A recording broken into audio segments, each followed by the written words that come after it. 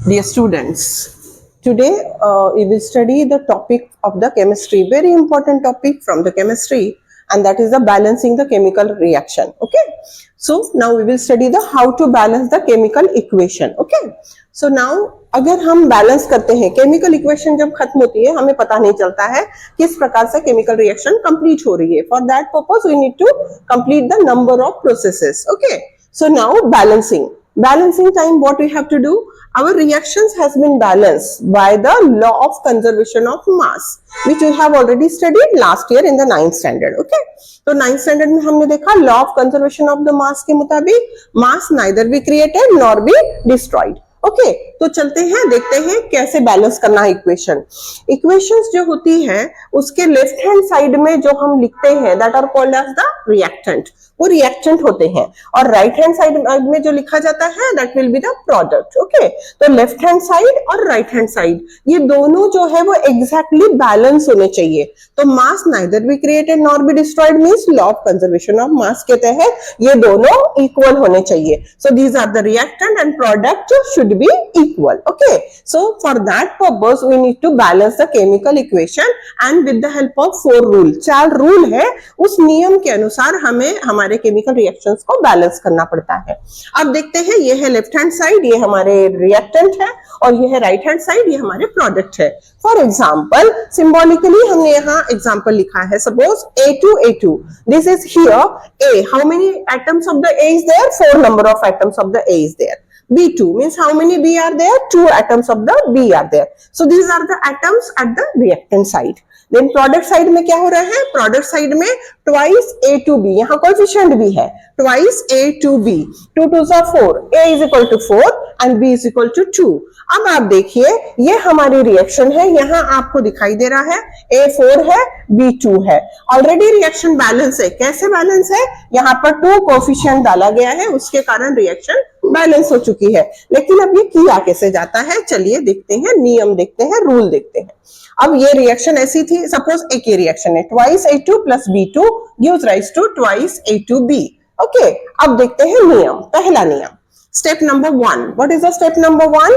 Determine the reactants and product. हमें determine करना होता है कौन से रिएक्टेंट है और कौन से प्रोडक्ट है, उनको लिखना पड़ता है. लेफ्ट हैंड साइड में we need to put the reactant. For example A plus B2CD4 gives rise to ACD4 plus CD2 plus B2D.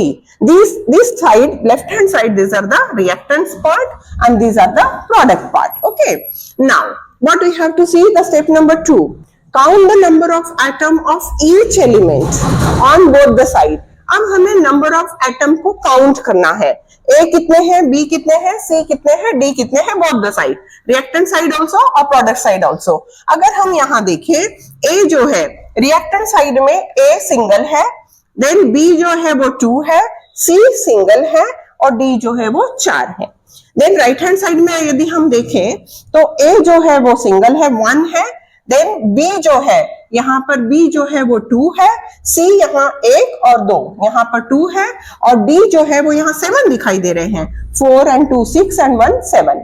इस तरीके से हमने नंबर ऑफ एटम्स को लिखना है. तो what is the third step? Select the element and which occurs. अब now हमें ये देखना है, हमने एलिमेंट को सिलेक्ट कर लिया, नंबर देख लिया, कौन कौन से हमारे एलिमेंट है वो हमने नंबर में लिख लिया.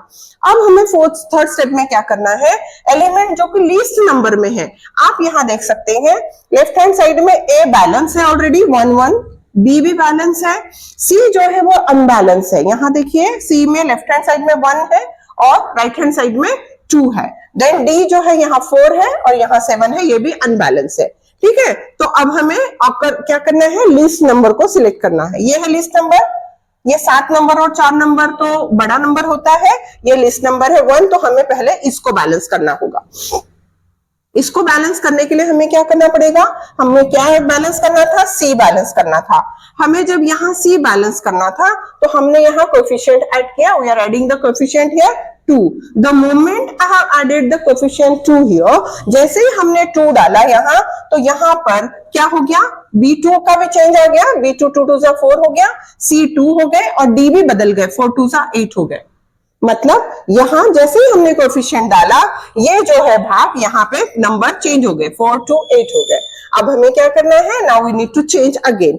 For that purpose we need to balance now this three things. So for that purpose, we need to insert one more coefficient, that is 2 here. So 2 2s are 4.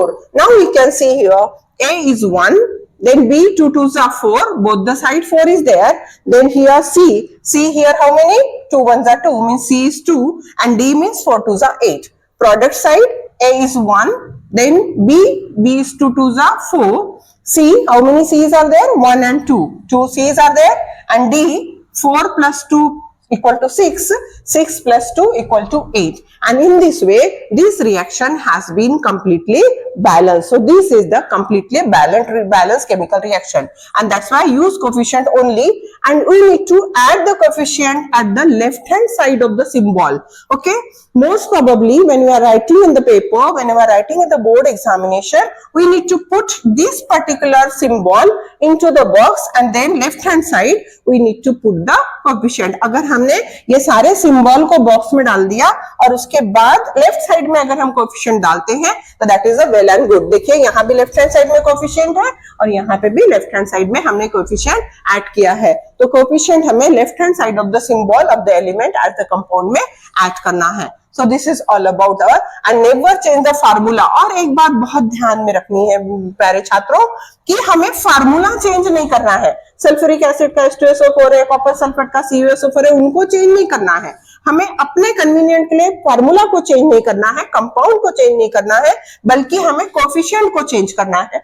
और उसे किस तरीके से बैलेंस करना है वो हम अपने अगले वीडियो में आपको जरूर बताएंगे। तो इसी तरीके से अगर आप ये 4 स्टेप में अपनी रिएक्शन को बैलेंस करते हैं तो बहुत इजीली समझ आएगा। और ध्यान से चारों स्टेप को लिख कर रखें और ध्यान से प्रैक्टिस करें। और ये वीडियो को जरूर अगर पसंद आता है तो लाइक और शेयर करना ना भूले और सब्सक्राइब करना भी ना भूले, ताकि आपको बाकी की लिंक्स जो है वो मिलती रहे। Thank you very much my dear students.